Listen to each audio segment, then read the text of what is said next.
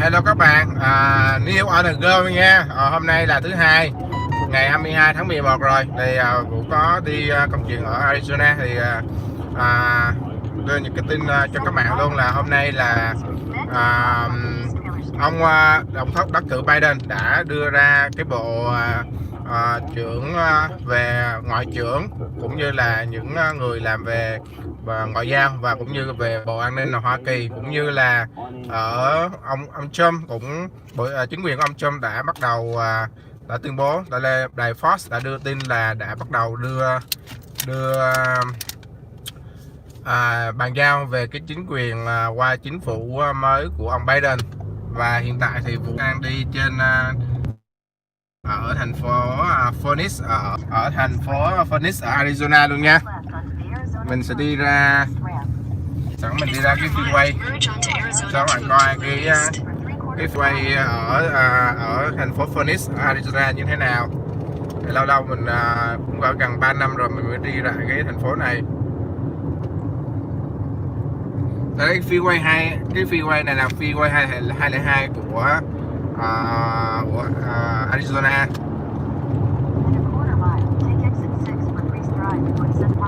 Continue on Arizona 202 Loop East for 4 miles.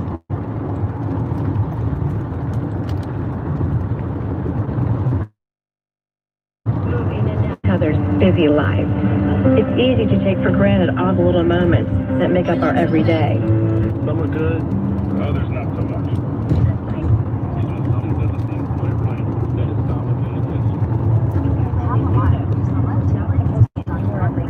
Các bạn có thể nhìn qua bên phải là downtown của thành phố Phoenix.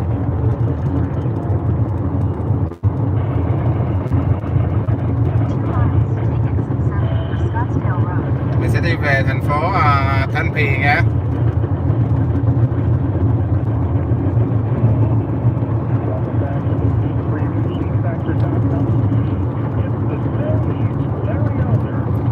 Hôm nay thì tại tiểu bang Michigan thì phía tiểu bang Michigan cũng certify, có nghĩa là chứng nhận cái kết quả cuối cùng của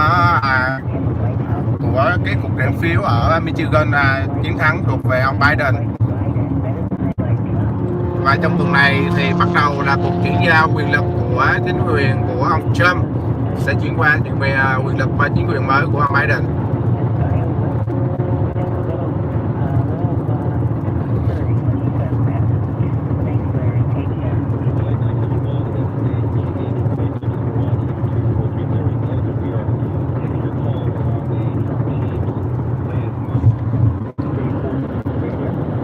Đây là thành phố Phoenix, bạn có thể thấy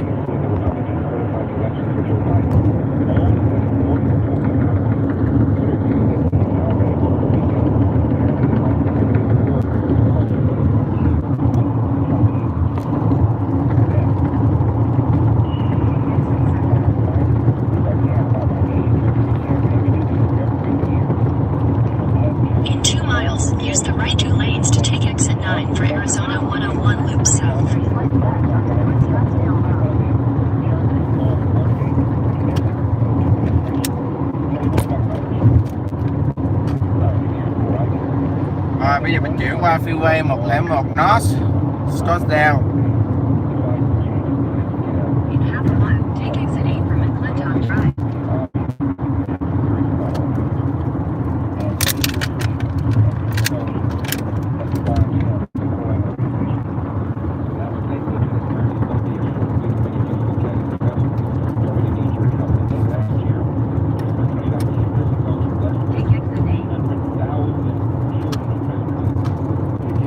Mới tới Arizona nhưng mà khí hậu ở đây bây giờ buổi tối mà nó vẫn ấm, không có lạnh như ở Cali các bạn ơi.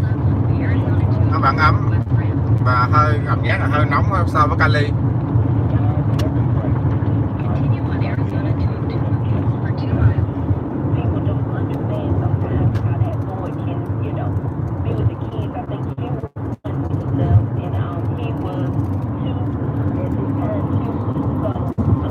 Tiểu bang Arizona là tiểu bang đỏ nha các bạn. Tiểu bang đỏ là tiểu bang của Cộng hòa, nhưng mà Arizona năm nay đã chuyển qua xanh và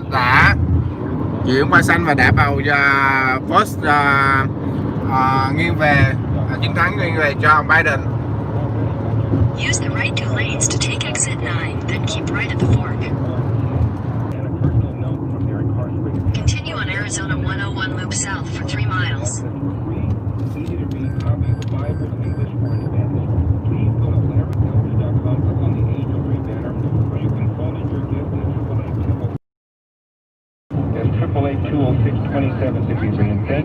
Thank you for all of us here on the Larry Over Show.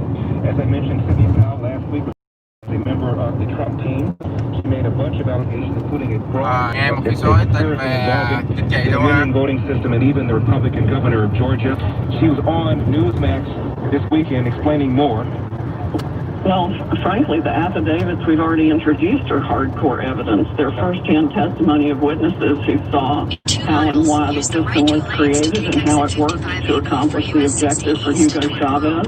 There are people who saw ballots being destroyed. We've got evidence from people who saw fake ballots being created. We've got all kinds of different evidence, and then we've got the statistical and mathematical evidence that's absolutely irrefutable. I mean, a coin doesn't land on the same. Nhưng mà các bạn hay nghe thấy bà thị trưởng ở Georgia, bà nói là đã kiểm tra lại recount ở Georgia, và cái recount nó vẫn là khẳng định đưa ra kết quả cuối cùng là ông Biden chiến thắng. Whether it's a predictive model or the actual data as it comes in, it doesn't hold water. And we've got other testimonial evidence that appears to be coming in now to indicate the Democrats literally added 35,000 votes to every Democratic candidate to begin with. 35 in any particular state, or you say 35,000 where? We've got it definitely all over one state, and I would be willing to bet it happened everywhere. And when you lay all this out, and you're going to do this in court, do you have what you think is irrefutable evidence that will make up the minds of millions of American people? Well, the burden of proof in court is only a preponderance of the evidence. Mm-hmm. It's not beyond a reasonable doubt. That's the criminal standard. But frankly, with everything we've got, these should be criminal prosecutions at a significant level for fraud and conspiracy to defraud provable beyond a reasonable doubt. There are hundreds of thousands of people in our criminal system right now in prison who were convicted on far less evidence of guilt than we have here.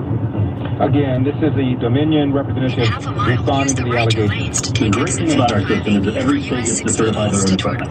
Texas is a little bit different. They were afraid that our system was a little too complex, and they chose to go elsewhere. We accept that. We don't agree with it.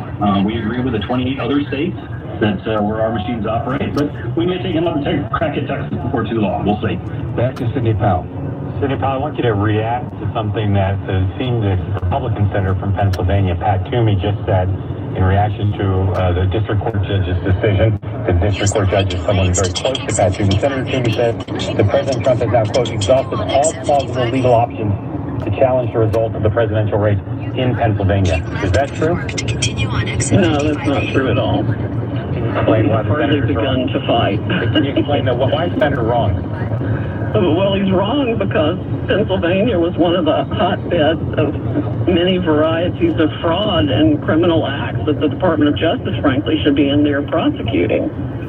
Now, among the other allegations she made, she said Joe Biden's votes were being weighted at 1.25 times the weight of Donald Trump's votes. Algorithms gave Democrats 35,000 extra votes. Modifications were made to voting machines after statutory cutoff dates for changes. Past election victories, including Hillary's primary victory over Sanders, being forced, was decided by Dominion voting systems, she said. Alleged pay-for-play kickback schemes to public officials, potentially, she said, even Georgia Republican Governor Kemp for his late grant to use the Dominion voting system. These are some of the things that Sidney Powell alleged, including that Georgia, she said, is going to be the first state she's going to blow up. Regarding changing the voting systems, changing the votes, through Dominion's system? Again, here's what the representative said in response to that allegation. Well, it's physically impossible. Look, when a voter votes on a Dominion machine, they fill out their ballot on the touch screen. They're given a printed copy, which they then give to a local election official for safekeeping. If any electronic interference had taken place, the tally in the country, the printed ballot, the gold standard in election security, has matched the electronic tally. We'll have more from this interview that Sidney Powell did on the weekend when we come back. Researchers assembled over 100 voting machines last year. Mother Jones, a left-wing publication, did. And hackers were able to hack into every single one of them. I'm Larry Otis. Larry will be right back. Stay tuned.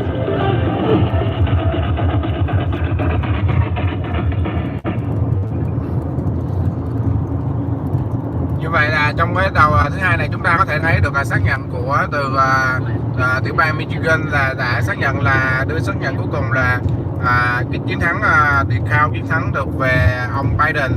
Như vậy là theo cái tin của đài Fox mới ra từ 1 giờ trước thì tuần này sẽ là tuần bắt đầu chuyển giao quyền lực, có nghĩa là transition giữa chính quyền mới của ông Biden là tổng thống đắc cử giữa chính quyền ông Trump cho ông Biden.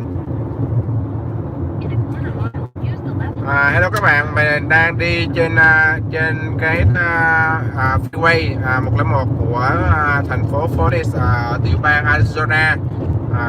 Sẵn mình like để cho các bạn xem cái đường freeway cũng như cái đường xá ở bên Arizona nó như thế nào.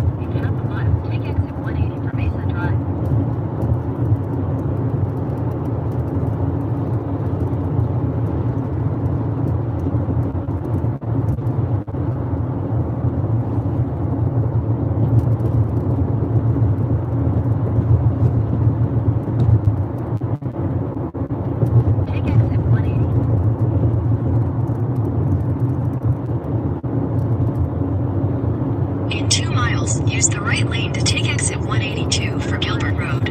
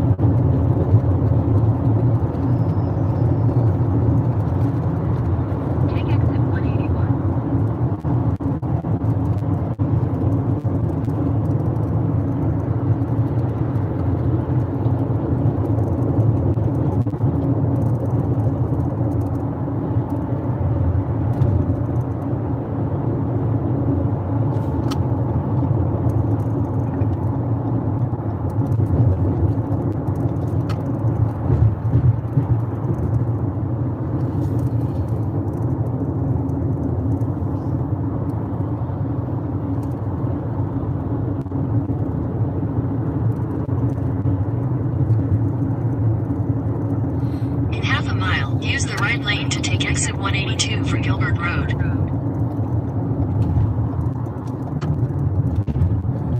Hello bạn Kia Trang. Ông Trump này thua chắc chắn rồi bạn.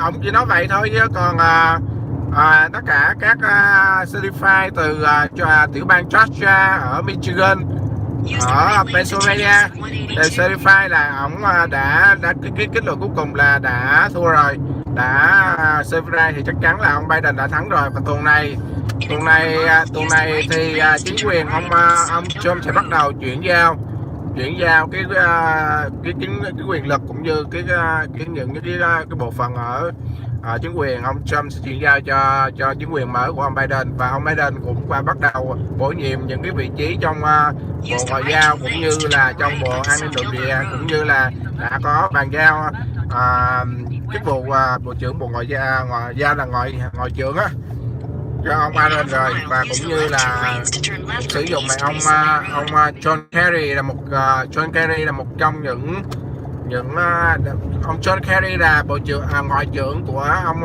dưới thời ông Obama sẽ được sử dụng dưới cái thời ông Biden.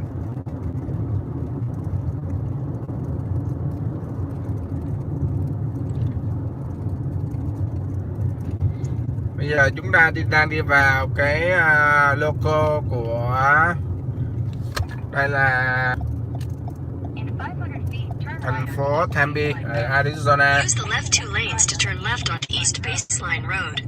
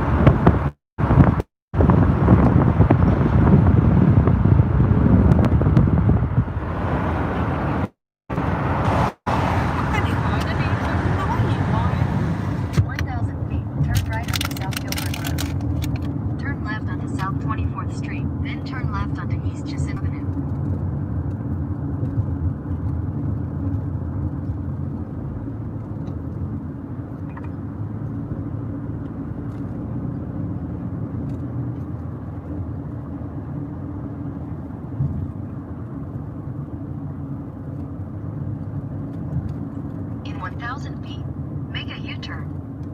Make a U-turn.